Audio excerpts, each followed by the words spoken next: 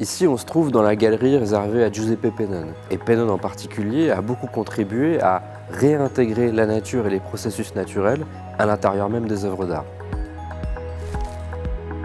Juste derrière nous, on a une série qui s'appelle Alberi, c'est-à-dire arbres, pour lesquels Pennone va s'emparer de poutres qu'il va essayer de transformer, peler, pour retrouver la forme de l'arbre. Donc c'est comme si Pennone remontait le temps et c'est comme si la poutre se souvenait de l'arbre qu'elle a été plusieurs années auparavant.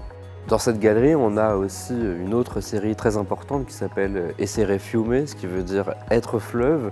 Et cette série se compose souvent de deux pierres. L'une d'entre elles a été trouvée dans le lit d'une rivière et sa forme elle a été sculptée en fait par l'érosion de l'eau, par le temps.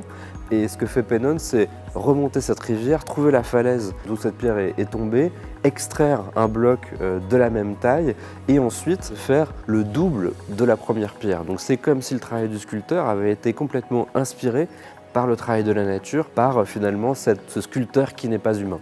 On est aussi confronté à quelque chose de peut-être plus déstabilisant. C'est une série qui s'appelle Pataté, pommes de terre, pour lesquelles Pennone avait fait des moules de son visage.